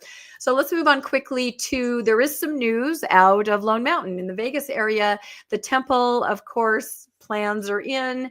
It's going to be 196 feet tall. It is a gigantic, it is huge. That's taller than Fairview.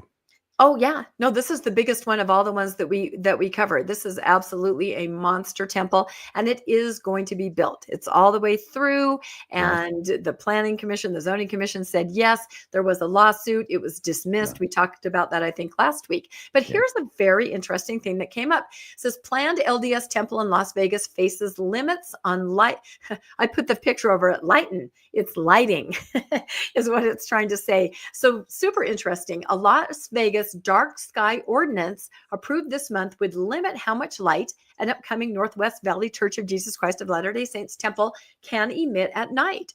The law, affirmed on February 5th, City Council meeting, doesn't specifically mention the controversial project being built near Lone Mountain. However, it exclusively applies to its rural Lone Mountain neighborhood and in the, let's see, sorry, my slides are like disappearing, La Madre foothills area, according to the city. So yes, the temple would be impacted by this. And what does this new ordinance say? Well, super interesting to me. First of all, it says the lighting cannot exceed 4,000 Kelvin.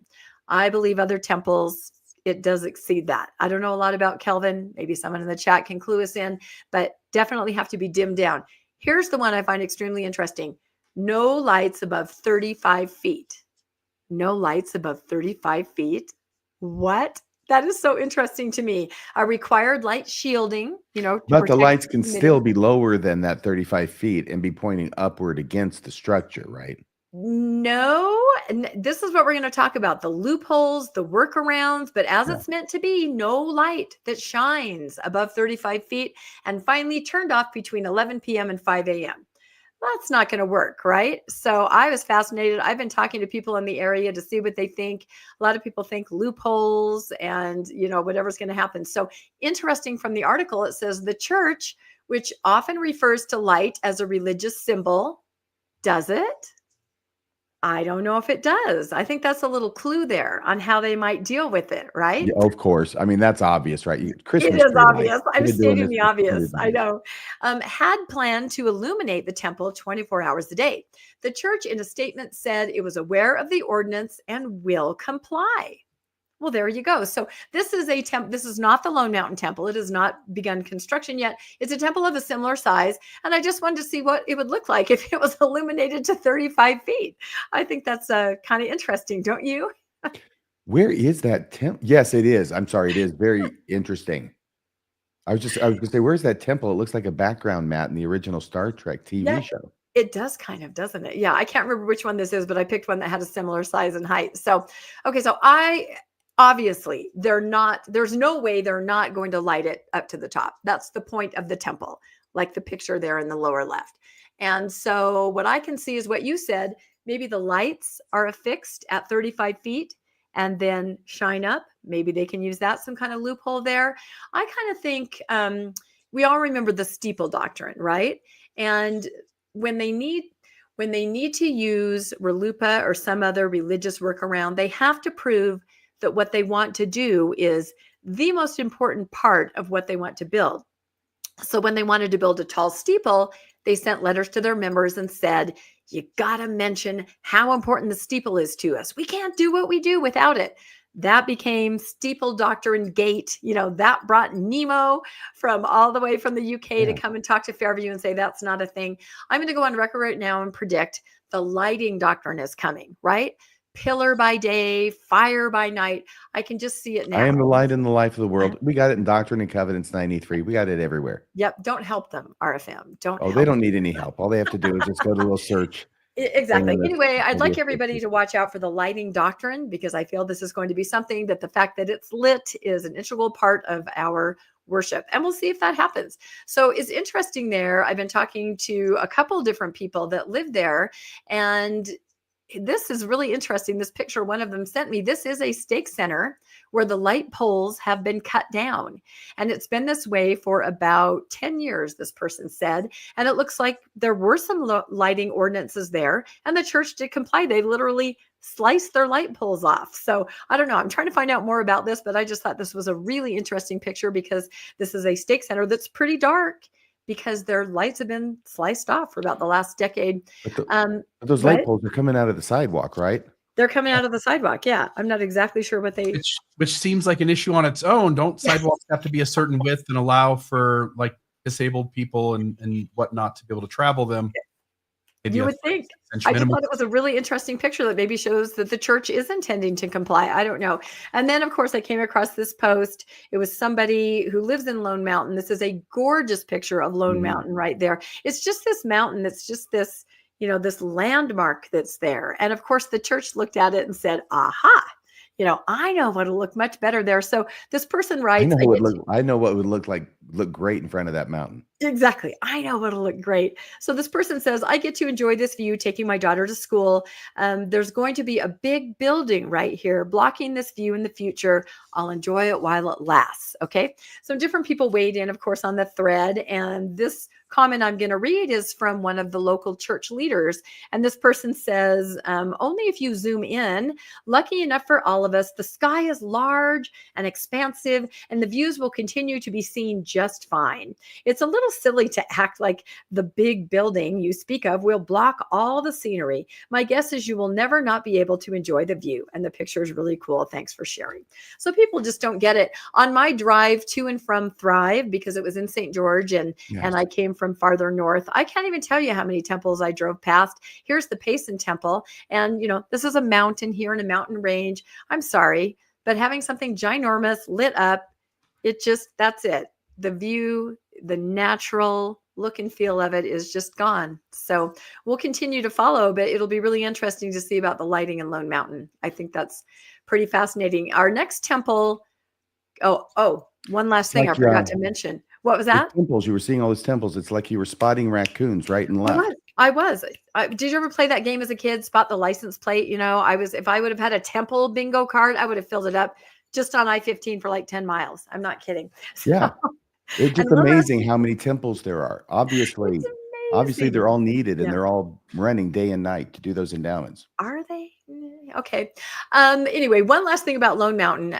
This person had this idea and they posted this on social media. If anyone is in Vegas, we will be planting continuous gay flags on Lone Mountain for the open house and the dedication day. The community dissents. So their idea is once the temple's built and people flock to it for the open house and the dedication. This mountain is very hikeable. Lots of people talk about how much they love hiking up it and just looking out over the natural vista.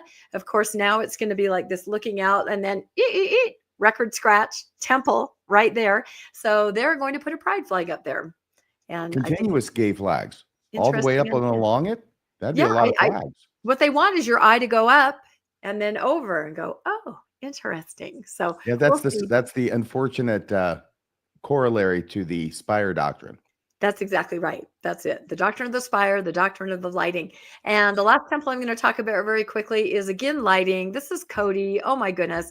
We talked about how they had their case heard before the Wyoming Supreme Court. The decision is probably months out. RFM always tells us it'll take, 4 months, 2 months. That's the deal. Is attorneys have to do things by deadlines. Judges, nobody can really put a deadline on them. Exactly. They're the judge. Exactly. But in the meantime, the church has been given a permit by the city of Cody to build. Now, it could happen with all the rulings. If things get sent back down, they might have to tear it down. But in the meantime, they're going to build this thing as fast as humanly possible. And I would like to put out to everybody out there, have you ever heard of a temple construction site where they work through the night? I haven't. And I've asked a lot of people, but this is what is happening in Cody. They are working at night. And this is a picture of, they kind of refer to it as a small city. Let's see if I can go to the next slide here. Yeah, it says, this picture was snapped at 3 a.m. Wednesday morning. 3 a.m. Wednesday morning. The work is going on all night long, fabricating the structure components, lifting them into place during the day. At night, it's a city unto itself.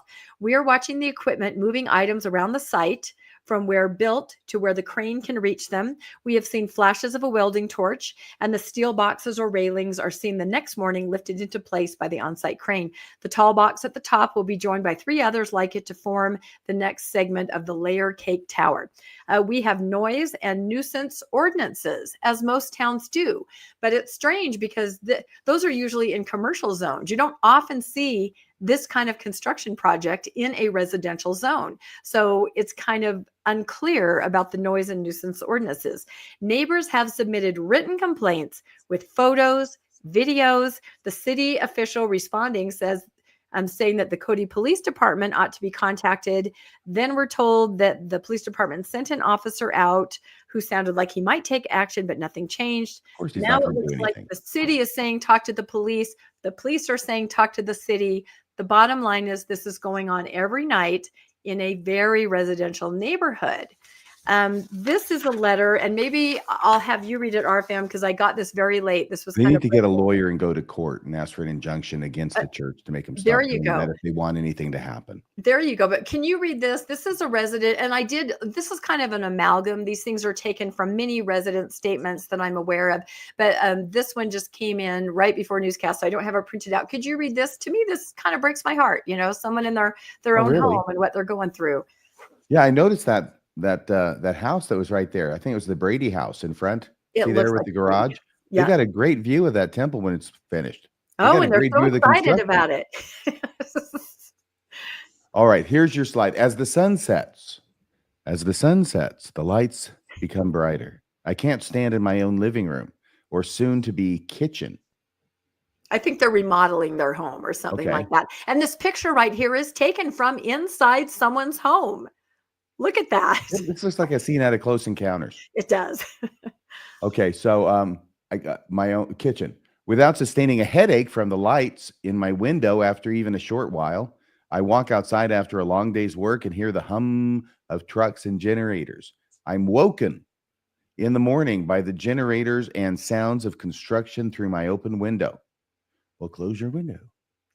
The open window, oh, it's an important feature of temperature regulation in this home, and has never been a problem until now. Yeah, until I started making all the noise over there, sure.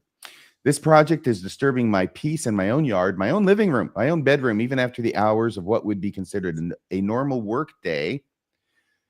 Can you please remind me of the hours light is allowed to be shed across the property line and into the windows of my home? Who is this to? The city? These are examples of what people are writing to the city. Okay. Asking if they can have some relief. Are there any, zoning codes or ordinances that can protect them from this in the middle of the night, bright light shining into their home and noise? And also diesel fumes from generators is what they're talking about. Oh, yeah, I'll bet. Yeah. That's terrible. Yeah. Relief may be spelled RELIEF, but relief is definitely not spelled MORMON. Yes. Another person writes, what are the hours the construction noise is allowed? Mm-hmm. And then please help me regain peace, health, and the feeling of security within the bounds of my own property. The current disturbances caused by this project are unacceptable. Yeah. So, like I said, it's not just one or two residents. Everybody around there is being impacted. And I have been made aware of the ordinances involved around, construction and that kind of stuff. And again, it's this construction happening in residential. Typically, you don't have people building houses all night. It's not an issue. And so what it is you have to, between the hours of 8:30 at night and 6:30 in the morning, you're not supposed to be working, as I understand it. You're not supposed to be, obviously security lights. Everybody knows that on a construction site, but crane lifting, welding, generators, diesel, that's not supposed to be happening. So the residents are trying to get some help. And it seems like one of them expressed to me, they kind of felt like maybe the city was a little afraid of the church or causing waves or something, because don't forget, the church is going to join the city in the lawsuit brought by their own residents against them. So I don't know. I just feel really bad that's happening for them. And I have a couple more pictures just so you can get an idea. This is, I think, a few of the closer houses. And someone in the comments is mentioning if you've ever had to live near a construction zone, it's bad. I mean, it really wears on your mental health. So this is a big project. Huh? This is a big project. It's a big project. And here's the thing. They are going nonstop at it. And my co-host Landon thinks, and others do, that they just want to get it done as fast as humanly possible. Apparently. Working through the night, because say the Wyoming ruling goes against the church, but the city issued a permit. Could the church sue the city and say, hey, you issued us a permit. Now you got to pay our expenses for taking this down. I don't think that's going to be a winning argument, because the church is, there's a basic rule that you can't make the damages worse by your own dumb actions. Excuse me. You can't make. I thought you were going to say something else. Yeah, you can't increase your damages. If a person hits you, you can't increase your damages by going and being in a boxing match. That's a very basic example, okay? But funny. You can't make your own damages worse and then claim that the other side has to pay you for the damages that you increased by your own negligence or whatever. This isn't even negligence. This is just intentional. Yeah. So, I mean, and that makes sense. They should just be sitting still. I'm sorry, Rebecca. Yeah. They should just be sitting still and not doing anything. Yeah. That would be the reasonable thing to do. And if they came along and said the city has to pay us now because we didn't do the reasonable thing, and we just said, we think we're going to win this, so we're going to build the whole thing. Well, those are costs you're going to have to bear, LDS Church. I think most judges would say. Yeah, we're trying to figure it out, because I think this is moving along. Remember the stealth groundbreaking where they just zoomed in and zoomed out, brought their potted plants in, took them out? Everything's happening at a very rapid pace. And I wish anyone would comment and let me know, have they ever heard of a temple being built at night? It was funny. I tried to tell some of them, get out of bed at like 2:00 on Sunday morning and see if they're working on the Sabbath. Oh, yeah.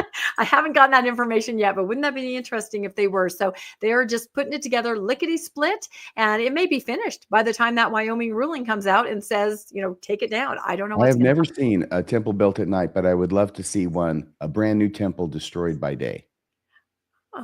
There you go. RFM taken down. It's got to be taken down. There it is. Anyway, here are just a few last pictures during the day. You can see the homes and the temple. What a lovely view, right? You can see the gorgeous Cody landscape back there. There's a home and the lovely view. So anyway, if you have a mind to move, and I'm not saying it because, if you're going to stay there and you're not a Mormon, you're probably not going to like it. But among a certain class, it's going to raise your property value. Faithful Mormons want to have that. Yeah, sorry. I know it involves moving, but sometimes... it involves moving. Otherwise, you're just going to have a higher property tax. That's what nobody figures out. So, and as we talked about last week, don't forget, they've applied the person who donated the land has applied for an R2 designation to allow, like a condo type, duplexes or more single family to develop the land around the temple, which kind of goes back to what you were talking about, doesn't it, RFM? So anyway, it's all hand in hand. It really is. And it ties into even what, Bill is going to talk about next. So interesting. Thank you so much for the reporting on that story and stories, Rebecca. Bill, take us home. All right. So the Pew Research Center, by the way, if you're gonna sell your house and move, my hunch is you should wait till the temple is built and then advertise that your home is sold for sale in highly Mormon areas in Utah and in Idaho, and try to draw somebody close to the temple who will overpay for your house. Don't sell it now. All right. Pew Research Center came out with a bunch of research over the last week, and several people posted articles on it. And there's the articles are in lots of different directions. Some articles were claiming that Christianity is no longer sort of sliding down and less folks. Mormonism wants to claim that the nuns is sort of decreased, and the statements in the various articles say lots of different things. So this one was from CNN. Americans decreasingly call religion important to their lives and are divided over its role in society. NPR says Christianity declines among U.S. adults while the religiously unaffiliated grows, the study says. Deseret News, interesting enough, had an article that covered how the decline in Christianity has plateaued, but Mormonism isn't mentioned in the article at all. And then Axios out of Salt Lake City says PEW, Utah's religious nuns rise, Christianity, including Mormonism, declines. So how is it that all these articles are saying that the nuns or the non-religious are increasing, but the Deseret News says it's plateaued, and not only that, it plateaued 5 years ago? Those seem to be different conclusions. They're partially true and partially not. So I'm here to help you sort that out. I'll just note some images that have come out in the last week to sort of describe what this Pew Research does say. Muslims projected to be the fastest growing major religious group. So much for that being a facet of the one true and living church with which the Lord is well pleased. God likes Muslims. Yeah, it looks like they will have the majority of the growth when it comes to religions over the next umpteen years. They say from 2015 to 2060. After years of decline, the Christian share of the U.S. population stabilizes. So this is in part what they're pointing to. Yeah. Back in 2007, the United States, 78% of folks reported being Christian. That dropped down to about 60 a couple of years ago and has risen back up to 63. So 63% of the U.S. population just self-labels as Christian.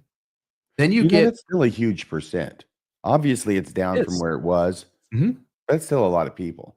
Yeah, a lot of these folks, I should say a lot, a significant number of them are not church-going folks. That continues to go down, the folks who are actively involved in their Christian church, for instance.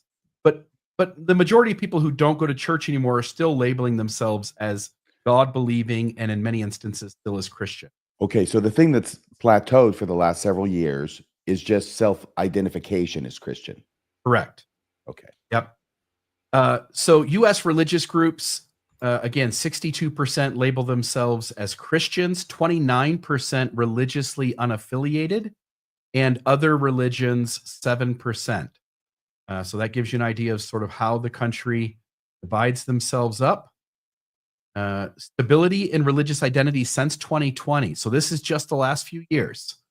Again, Christian went all the way down from 64% in 2020 down to 60% in 2022 when it was at its low, and then back up to 62, 63%. And then the religiously unaffiliated, 28 is a high of 31 and back down to 28%. So it seems like since 2020, since COVID and that the incredible things that happened that year, that we end up sort of plateauing. This big decline and increase in the nuns, this big decline in religiosity, seems like it's sort of flattened out. A share of U.S. adults identifying as Christian is down since 2007, but it has held steady in recent years. And then the same thing with the unaffiliated. You can see sort of where one went down, one went up, and they both have sort of plateaued. And then intermarried adults. I think this one's an interesting one to Mormonism. When you see Mormon leadership making it a big deal that you marry inside the church and you divorce, on some level, there is pressure, and the Council of Bishops and other leaders who suggest at times that divorce is should be the chosen result for a mixed faith marriage. And so we've had that bad advice sort of go out. You can see why they would like that. Intermarried adults tend to be less religious. So mixed faith couples tend to be less religious than those married to a person of the same religion. So all you have to do is follow the data and go, why would Mormon leadership want people to get married to folks in the faith and to divorce if that person loses their testimony? That right there tells you why. 52% of Americans say science does more good than harm in society. 7% say it does more harm than good. The rest of the population's just neutral on whether science is a good thing or not. So we're about to find out what a bad thing is science is. That's crazy. Well, okay. So long-term decline, this is just being reiterated, same thing. So here are my takeaways from the data. So you can go read all the articles. They all sort of point in different directions. Here's the takeaways. Stabilization of Christian identification. After years of decline, the percentage of U.S. adults identifying as Christian has stabilized between 60 and 64% since 2019, currently standing at 62%. Rise of the religiously unaffiliated. The proportion of Americans identifying as religiously unaffiliated has increased from 16% in 2007 to 29% in 2024, but that has also plateaued. Generational differences. Only 46% of adults aged 18 to 29 identify as Christian, compared to 80% of those 74 and older, indicating a significant generational shift. That tells you that things will change drastically, assuming that those 46% of adults between ages 18 and 29 don't suddenly become religious. That's a big change in perceptions, motivations, how you form arguments around issues. That will make a big difference as time goes on and that older generation dies off. Utah's religious landscape. In Utah, 34% of residents identify as religiously unaffiliated, up from 22% in 2014, while the proportion of Latter-day Saints has declined from 55% to 50% over the same period. So it's a slow decline, but it is declining. So when the church claims that it is growing, recognize that in the very state at which it is headquartered, that is untrue. It is going down, and indicators in other places across the country indicate that similar things are happening. And then the last... Okay, one thing I don't understand, Bill. Please. You're going to have to explain this to me. Yes. Because when the numbers went down drastically of Mormon membership in California, the explanation was that they were moving to Utah. What the hell's going on? If Utah's going down too? They Are were. moving to A lot California? did. Yes. If they're moving to Utah, they're becoming inactive in the process. So lots of Californians are coming to Utah. Not all of them are members. In fact, most of them probably aren't. So even if the church were to grow in pure numbers, they might actually go down in percentage just because of that shift of people moving from California to the state of Utah. And then the last one, political and religious affiliation among self-identified liberals. 51% are religiously unaffiliated, up from 27 in 2007, while 37% identify as Christian, down from 62 in 2007. I don't have the stats on conservatives. This was just one that one of the articles mentioned. I don't have the other side of that. Sorry about that. A couple other things. Religious switching. Approximately 35% of U.S. adults have switched from the religion in which they were raised, contributing to the growth of the religiously unaffiliated population. Belief in God and morality. 68% of Americans believe it is possible to be moral and have good values without believing in God, while 30% say belief in God is necessary for morality. And I'll just say, if you need God to be moral, I'm really scared of you. If for some reason you stop believing in God, that makes me really nervous. Age and religious affiliation. The median age of Christians has risen from 46 in 2007 to 55 in 2024. We talked about that stat earlier. The 74 and older crowd is really where the belief is still at a high number. Everyone else is significantly lower. Belief in spiritual concepts. Despite declines in formal religious affiliation, 83% of Americans believe in God or a universal spirit, and 70% believe in an afterlife. I want to know about the 13% who believe in God but don't believe there's an afterlife. There's an interesting conversation to be had. And then lastly, religious service attendance. 33% of U.S. adults report attending religious services at least once a month. That's so low, really. When you, in the scheme of the data of people claiming belief, put your money where your mouth is. Only 33% of U.S. adults report attending a religious service at least once a month. So that has remained pretty stable over several years.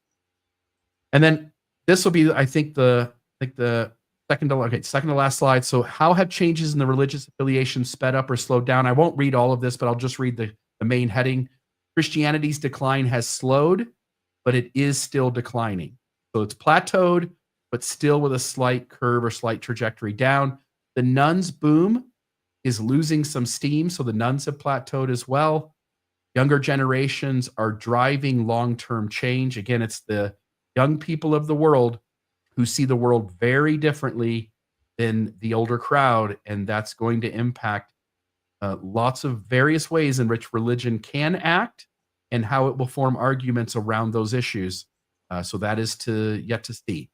And then lastly, LDS membership reflects broader Christian trends. So it's not like the church is some unique thing claiming to be the one and only true church with which the Lord is well pleased. Its trajectory is in line with religion generally. What this data tells us, the shift away from organized religion isn't stopping, but it's dramatically slowed. The early 2000s saw rapid disaffiliation, especially post-2010, likely fueled by access to information online, religious scandals, and the shifting of cultural values. Now, we may be in a transitional phase, a moment where the biggest wave of deconstruction has already happened, and future change will be more gradual. So I think for everybody in this space of post-Mormonism, especially I think content creators, this data seems to indicate that we are past that peak of people sort of figuring out that their religion isn't true, deconstructing and walking away. The high numbers of that in years past may have sort of plateaued at this point. Not that it's gone down, just that we shouldn't expect anything super crazy to happen in this realm over the next few years. Final takeaway, the biggest question is what happens next? Will organized religion find a way to adapt and stabilize, or is this just a temporary pause before the next wave of decline? One thing is clear, young people are shaping the future, and their disinterest in traditional faith isn't reversing anytime soon.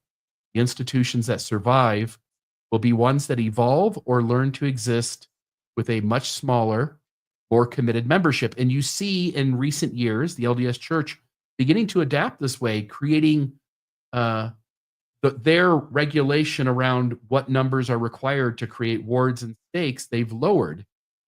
And they have, in some ways, left trying to proselyte to as much to the developed countries where the decline is most significant, and focus their energy and resources in developing countries where they seem to still have some significant growth happening. So there is that. When you had said takeaways earlier, I thought you meant to us, but you're reading your slide. I think that LDS Church, it's okay. I think the LDS Church is its own special case, because I don't know of any other church out there, and I don't know them all, but I don't know of any other church out there that has gone to such lengths to hide its past and the negative stuff about it and the stuff that proves it's not true, while promoting this whitewashed, correlated, faith-promoting version of it to the members. And so I think that the opportunities are still legion for faithful members to find out that the church that they have given everything to and trusted implicitly and explicitly with their entire lives has been lying to them, and has been hiding information from them, and hasn't been telling them how much money they have and where that money is going and why it's being hoarded and why it's not being spent, and yet why they're continuing even this past Saturday at stake conferences across the country. And I have information about at least two of them. You know, your little area 70, go there, and they are preaching tithing. They are hitting that tithing hard, hard, hard. You need to stretch yourselves thin for the Lord. You need to pay your tithing. And so they're just beating the drums.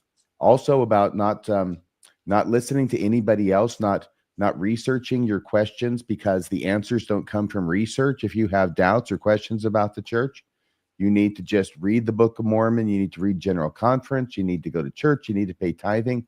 And that's how your answers will come, not from any kind of research into the actual issue itself.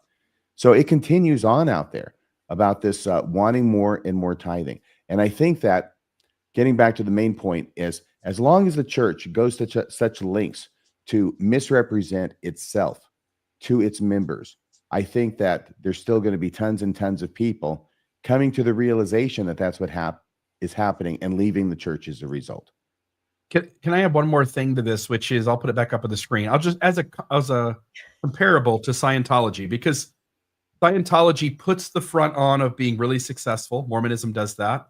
Scientology hides its history. You have to pay so much money and get to like the 172 level of Scientology before they share with you the full scope of the theology. At least in Mormonism, you can go to the temple after a year of being a member, right?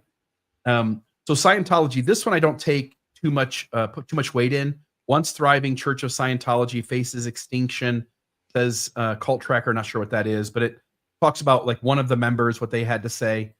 But this is Mike Render, who's a former high up in Scientology, the shrinking world of Scientology. He mentions how their money is going up, but their membership is going down because of how they conduct business. Here's another one. Scientology is shrinking fast and getting richer. And you can, on some level, see that at least geographically in certain portions, including Utah, like we talked about, the church is getting wealthier. That seems to be what it values. Its numbers are getting smaller, but it portrays to the general public that its numbers are growing, that it's huge, that it's the best thing possible in terms of growth. And one has to wonder, in high demand fundamentalist religions, how much you can trust the entity that's telling you about their dramatic and significant growth. I think it has to pretend growth just to justify its dragon's hoard, right? And the religious privilege that it enjoys, that it allows it to continue to grow this kind of hoard where other corporations can't. The religious arm, it's a small part of what the corporation's soul is. And they're losing members, of course, but they have to keep up that illusion to justify what they're doing on the corporate side. And this, what you just discussed, actually, both of you kind of mirrors what John DeLynn gave as the State of the Union address at Thrive. He always does that every year. And he definitely talked about that. He talked about the membership and how growth in Africa is a mask for everything else that's declining. And, that's not sustainable either. Also, as people kind of learn truth claims and things like that. But he did a really interesting survey right there on the spot. We all scanned a barcode, and it was about sort of Christianity in post-Mormonism. Questions like, how many of you still believe in the soul or the spirit? And everybody kind of, it was a good like 28% of people there at a post-Mormon conference. And these are going to be the uber diehards because we went to St. George and we paid money and we're there. A lot of us believed in a spirit or a soul. There were questions about the afterlife. There were questions about a higher power or a God. So even leaving a organized religion doesn't necessarily mean that you're still not a spiritual person. And you might say, I'm a Christian. So those numbers may not necessarily track with Mormonism or anything else. But I'll just say the final thing, I saw this meme the other day. I thought it was so good. It said, if Christians are right, then 5.1 million people are going to hell. If Muslims are right, 5.5 million people are going to hell. If I'm right, nobody's going to hell. I like that much better. Well, that's a glasses half full kind of way of looking at it. I was buying up space in hell to rent it out for eternity. Well, that is a money-making venture. People do try to sell pieces of real estate in heaven. It does happen. So I'm doing it in hell. This is my version of, what is it? Is it Pascal's wager? Yes. I'm betting on hell. You're going to go for hell all the way. There you go. That's it. Was that everything you had to say on that story tonight, Mr. Reel? That is everything. Okay, I think we have one more little one, from me. Okay, so this is, and I'll be quick about this. Malaysia's Mormons deny I can't even say the word somebody say it for me. Proselytization. Somebody corrected me in the chat. I'm trying to say it. They're proselytizing.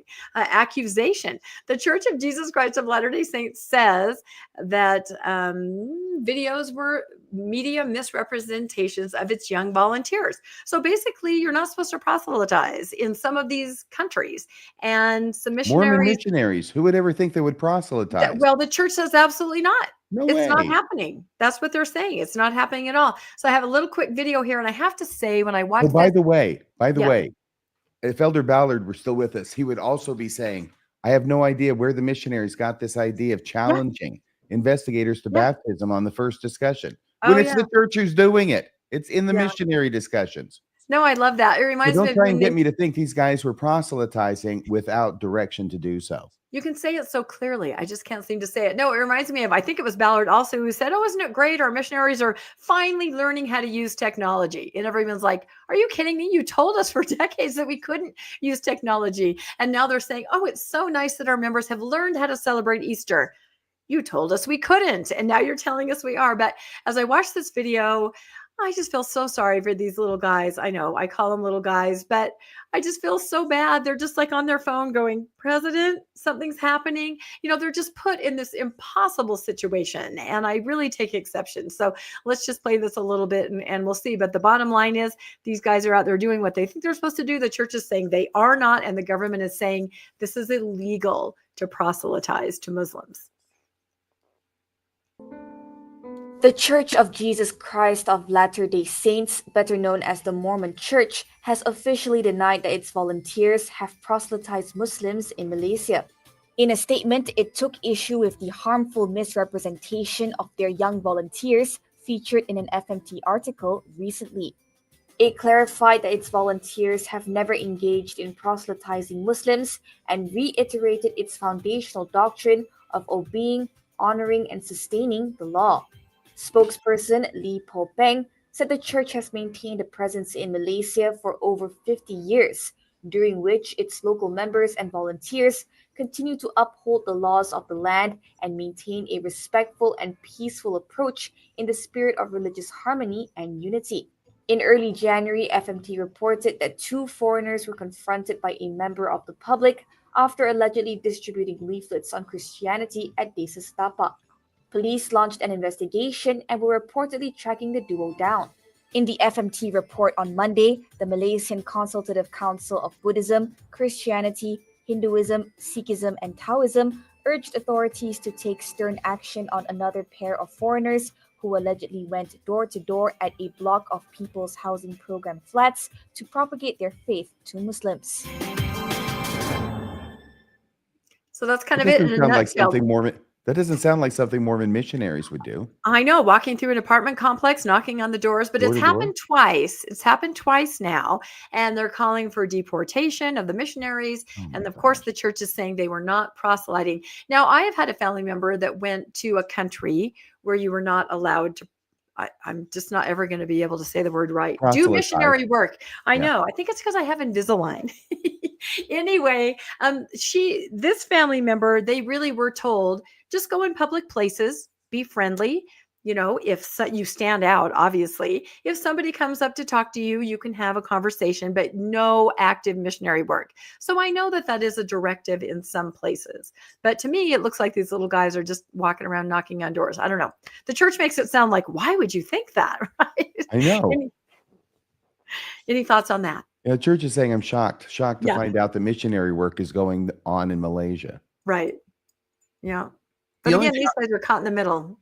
Poor little guys. The only thing I'll add is that I can also see a scenario where the church says, don't do that.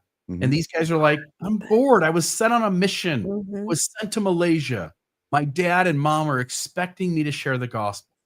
And I could see a naive, think you know better sort of missionary going beyond what they've been told to do as well. So it'll be interesting to see where this goes, if there is any follow-up.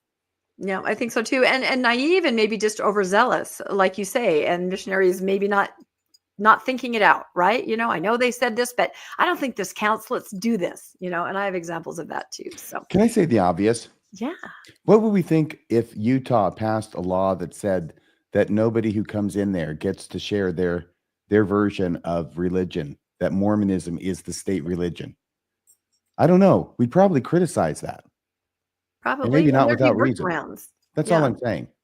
No, there'd be working arounds like English classes or some kind of tutoring online. That's the kind of stuff that you do, right? You do that kind of delicate, doesn't it? They're kind of delicate. You're making the point, RFM, that this country lets in its 4 religions, but everybody else has to stay out, and that doesn't seem fair. Is that the point? Oh, it's not about fair. It's just like they're so delicate. Jeez. passing out a pamphlet. Call the cops. Yeah.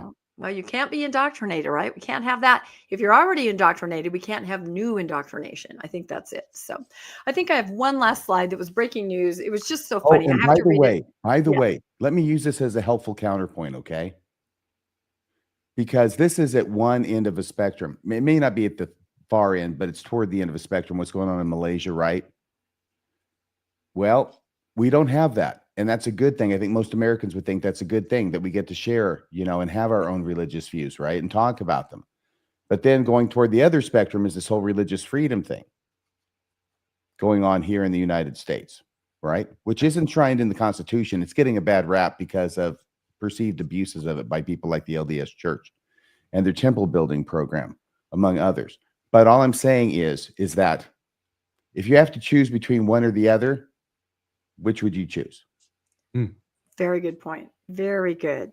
All right. And to tie it all up with a bow, right? This really relates to everybody's story. I think I just thought this was so funny. It was a plea for help cleaning a building for a very special purpose. But whoever wrote this email, I think, really went above and beyond trying to get some help. It says, please view this link as soon as possible. Here is a link to the ward building cleaning assignments. You will be cleaning just the portion of the church we are assigned to clean. The stake has asked for 4 couples clean our part of the building every week in capitals. The first 2 assignments are for this Friday and Saturday at 6 p.m. and they are crucial. Also capitalized. The couples assigned to clean Friday will be making sure our church building is ready for a leadership meeting with, a drum roll, Elder Bednar. Cleaning for Elder Bednar. And the Saturday cleaning group will be cleaning up after that meeting. Cleaning up after Elder Bednar, whatever that would entail. I don't know. If you cannot make your assignment, you must, capital, assign another couple to clean in your place. There are no capital exceptions. Once you have a couple to clean for you, please let the PFRs in charge, must be somebody, what acronym would that be? I'm not sure, of that week know immediately. Their contact information is on the list. Thank you all for your diligent service in this awesome ward. If you have any questions, please ask either me or your people that are in charge. And then again, there's something really small. I can't even read that at the bottom, but you must assign another couple, meaning you have to replace yourself if you can't do it. And you have to come and clean up for and clean up after Elder Bednar. And I put a weekend in his hand just to see what it would look like. Remember when, do you remember when President Nelson was vacuuming? Do you remember that picture that came out a couple of years ago? I remember him fishing. He was vacuuming too. Before that, he was vacuuming. Yeah, because somebody made a meme where he was vacuuming up just piles of money, just like happily. It was really funny. That kind of picture. Yeah. So again, with all the wealth, and we don't need to ask for help, and here it is. They make their own members, must, crucial, report. It's pretty crazy, but we all lived it, so it's not unexpected. Wow. Yeah. Yep, but it's not a legalistic religion. No. But we put your names down, and you have to show up to clean for the apostle. I know. Otherwise, you better find somebody who's going to take your spot. Yeah. What do you think happens to these people in this ward if they don't? I don't know. Maybe Elder Bednar would never leave. Dire. Yeah. That'd be and like I think they do. Yeah.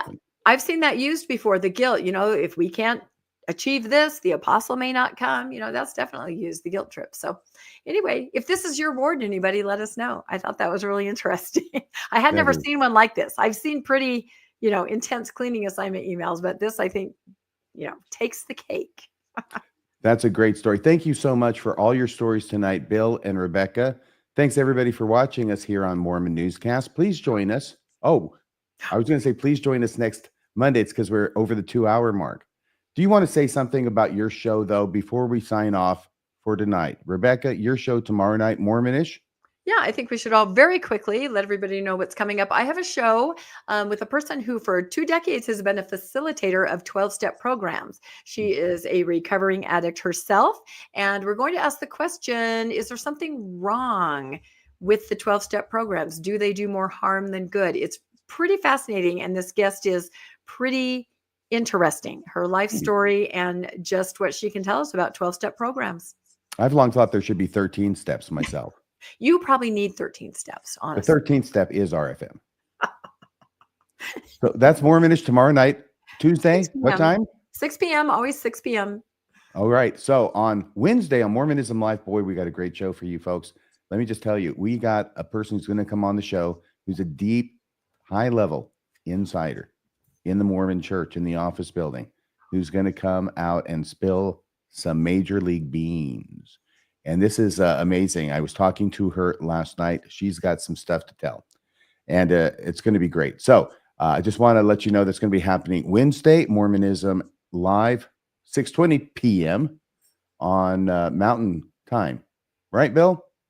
And then Friday we'll be doing Mormonism After Dark, mi amigo. Which is always a good time. So folks, you don't want to miss that. I think it's the funnest, most jovial show in Mormonism happening. So come It's check very it out. jovial.